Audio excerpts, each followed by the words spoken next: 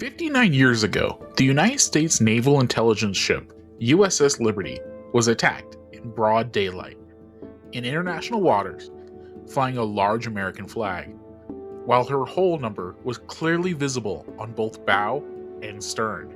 Israeli Mirage jets came in first, strafing with 30mm cannons, firing rockets, dropping napalm on the bridge. They jammed the Liberty's distress frequencies, so she could not call for help. When she did manage to get a signal out anyways, rescue aircraft were launched from two nearby American carriers.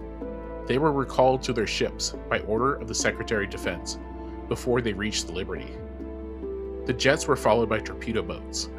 One torpedo tore a 40-foot hole in the hull, killing 25 men instantly. The torpedo boats then machine gunned the life rafts the crew had put in the water. The attack lasted more than 2 hours. Over 821 cannon, rockets, and machine gun holes were counted in the hull afterwards. 34 Americans were killed. 171 were wounded. More than 2/3 of the entire crew. Israel said it was a mistake, a tragic case of mistaken identity. The official American investigation completed in 1 week, interviewing only 14 of the 294 survivors, and ordered to reach a predetermined conclusion, agreed. The chief counsel of that investigation says he was ordered to lie. This is the story of the USS Liberty, what happened on June 8, 1967, what the survivors have been saying for nearly 6 decades, and why, as of this recording, Congress has still never held a single public hearing on the attack.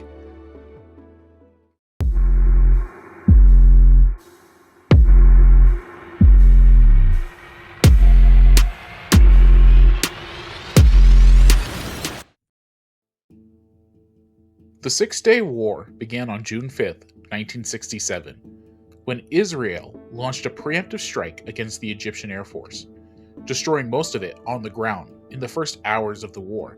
Within 4 days, Israel had seized the Sinai Peninsula from Egypt, the West Bank from Jordan, and was preparing to take the Syrian Golan Heights, a move that would prove deeply controversial, as both the United States and the Soviet Union had significant interest in preventing the conflict from expanding further. The United States was officially neutral. It had resisted Israel's requests for direct military support, and was walking a diplomatic tightrope between its relationship with Israel and its relationship with the Arab world. The Soviets were backing Egypt and Syria. The last thing Washington wanted was for the conflict to draw in the superpowers. Into this environment, the USS Liberty had been deployed. The Liberty was a signals intelligence ship, what the Navy officially called a technical research vessel. Her actual function was to intercept communications. She was, in the language of the intelligence community, a floating listening post. And she had been positioned off the Sinai coast specifically to monitor the conflict. On the morning of June 8, Israeli reconnaissance aircraft flew over the Liberty multiple times. The ship was flying the American flag. Her hull designation, GTR-5, was clearly painted on the bow and stern. By multiple accounts, Israeli aircraft had identified her as an American during the morning reconnaissance passes. At 2 in the afternoon, the attack began.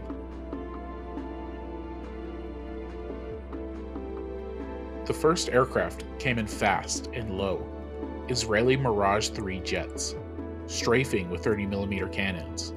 Within minutes, the Liberty's 4 50-caliber machine guns, her only armament, were destroyed. Her communication antennas were shot away. Her crew scrambled to damage control stations and tried to fight the fires that were breaking out across the deck. The jets jammed the Liberty's radio frequencies. Her operators found every channel blocked. She could not call for help, and she couldn't reach anyone. Technicians fought to find a clear frequency, eventually managing to get a partial distress signal out on a different band. It would reach the carrier, USS Saratoga. A second wave of Israeli aircraft arrived, Super Myster fighter bombers, dropping napalm on the bridge and continuing the cannon assault. By the time the air attack ended, the Liberty had been struck by rockets and cannon fire hundreds of times. She was burning. Men were dying and dead across her decks.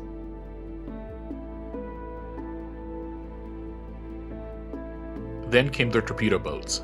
3 Israeli motor torpedo boats arrived from the direction of Ashdod. Before they closed the attack range, the Liberty's commanding officer, Captain William McGonnell, ordered the largest flag aboard the ship to be raised. A holiday-sized American flag, 7 feet by 13 feet, replacing the one shot away earlier. It was flying clearly when the torpedo boats attacked. They fired 5 torpedoes. One struck amidships, directly in the Liberty's cryptologic spaces, where her intelligence operators worked. The explosion tore a 40-foot hole in the hull. 25 men were killed instantly. 5 more were trapped in the flooding compartment. The Liberty did not sink. She should have. She stayed afloat by the actions of her crew. Men working damage control in flooding compartments. Men keeping pumps running. Men keeping the ship alive through 2 hours of sustained attack. The torpedo boats then turned their attention to the life rafts the crew had put in the water to prepare for possible abandonment. According to survivors' testimony, in the findings of the 2004 Independent Commission chaired by Admiral Thomas Moore, the Israeli torpedo boats machine-gunned those life rafts in the water. If that is accurate, and it is disputed by the Israeli government and by some analysts of the original court testimony, it means the attacking forces were attempting to ensure there were no survivors to report what happened. By the time the attack ended, the USS Liberty had absorbed over 821 cannon and rockets and machine gun hits. 34 Americans were dead. 171 were wounded. More than 70% of the crew were casualties. When the Liberty's partial distress signal reached the Sixth Fleet, the response was immediate. Aircraft were armed and launched from the carrier USS America and USS Saratoga. Fighter jets headed toward the Liberty, towards American sailors under fire in international waters. Minutes after they had launched, they were recalled. The order came from Secretary of Defense Robert McNamara, reportedly with the direct approval of President Lyndon Johnson. The jets turned around. They returned to their carriers. The Liberty sat in the Mediterranean for 17 hours without rescue, her dead still aboard, her wounded being treated by her own crew. Admiral Thomas Moore, who would later serve as Chief of the Naval Operations and Chairman of the Joint Chiefs of Staff, the highest military position in the United States, called the recall of those aircrafts the most disgraceful act I witnessed in my entire military career. The reason for the recall has never been definitively explained in public documents. The most commonly offered explanation is that McNamara and Johnson did not want to risk escalation, did not want American aircraft engaging Israeli forces and potentially drawing the US into direct conflict. The Six-Day War was already threatening to draw in the Soviet Union. The diplomatic calculus of the moment was fragile. What the explanation does not address is why, if the identity of the attackers was unclear, as the US government's position would later claim, aircraft were recalled rather than dispatched to investigate and protect an American ship under fire. Nor does it explain what happened to the investigation that followed.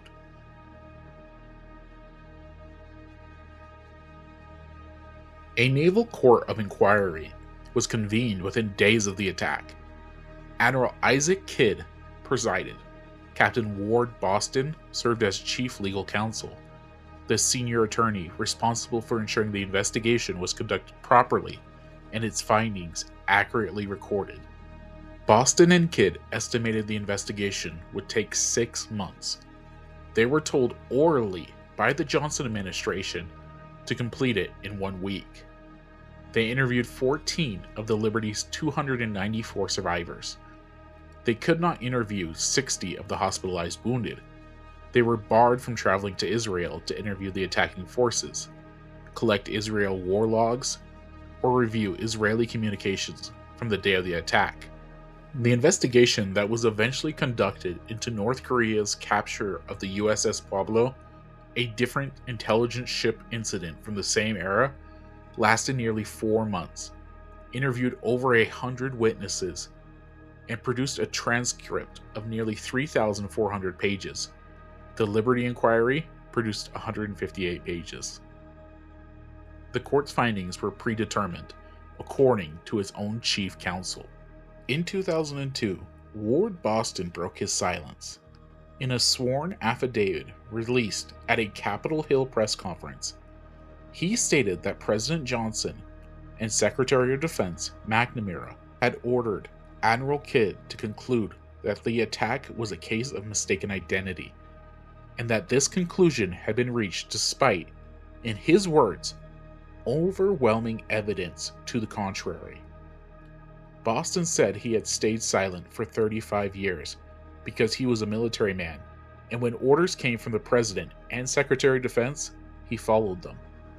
He also stated that the transcript released to the public was not the same document he had certified and sent to Washington, that pages bearing his hand corrections and initials were missing, that the testimony of Lieutenant Lloyd Painter regarding the machine gunning of the life rafts had been removed, and that the released version contained deliberately blank pages the original had not.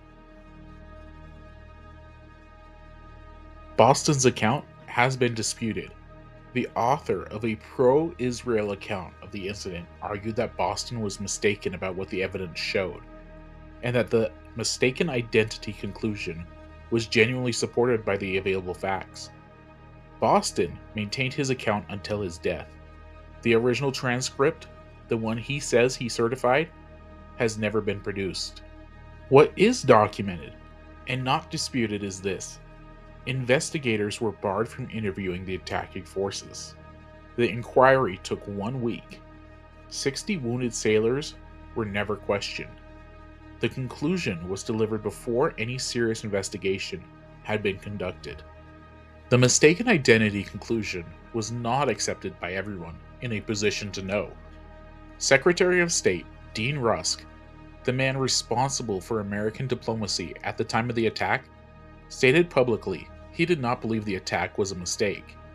He said the Liberty had been flying her flag, that she had been overflown by Israeli reconnaissance aircraft that morning, and that there was no satisfactory explanation for how she could have been confused for an Egyptian vessel. CIA Director Richard Helms, when asked his view of the attack, expressed skepticism that it had been an accident. He noted that the Liberty was clearly marked American vessel, and that Israeli intelligence services were among the most capable in the world. NSA Director Bobby Ray Eamon, who ran the agency that had operated control of the Liberty's mission, stated that he did not believe it was a case of mistaken identity. And Admiral Thomas Moore, who, as chairman of the Joint Chiefs of Staff, was the senior military official in the United States, went further than any of them. Moore chaired an independent commission of inquiry in 2003 and 2004. The commission, whose findings were submitted to Congress and entered into congressional record in October 2004. Its conclusion was unambiguous. The attack had been deliberate, the cover-up was real, and the survivors deserved a proper congressional investigation.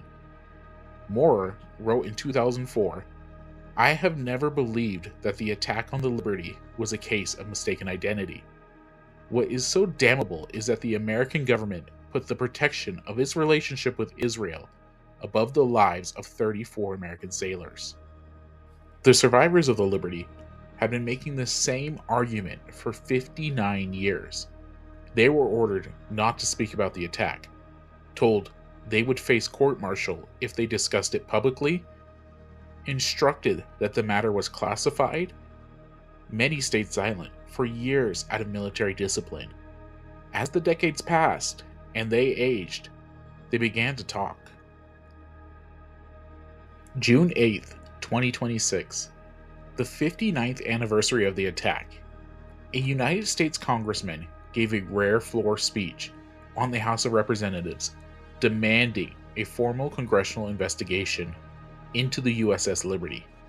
He cited the testimony of survivors, the sworn affidavit of the court's own chief counsel, and the conclusion of 4 former senior American officials: the Secretary of State, the CIA director, the NSA director, and the chairman of the Joint Chiefs, all of whom expressed doubts about the mistaken identity conclusion. He noted that the survivors are aging, that the men who can testify from direct experience are running out of time, that the attack on the USS Liberty is the only major attack on a United States naval vessel that has never received a formal congressional investigation, and that the men who survived it were threatened with court-martial for speaking out about what happened. The official position of the United States government remains: the attack on the USS Liberty was a tragic accident, a case of mistaken identity, and the matter was properly investigated and closed in 1967. The official position of the Israeli government is the same. The survivors of the USS Liberty do not agree. The chief counsel of the Navy's own court of inquiry did not agree. The Secretary of State at the time did not agree. The CIA director did not agree. The chairman of the Joint Chiefs did not agree.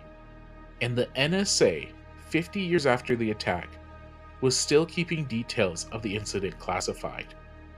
What happened on June 8, 1967, whether the attack was deliberate, whether the Israeli forces knew they were striking an American ship, and why the United States government responded as it did, has never been determined by a formal, independent, public investigation with subpoena power and sworn testimony.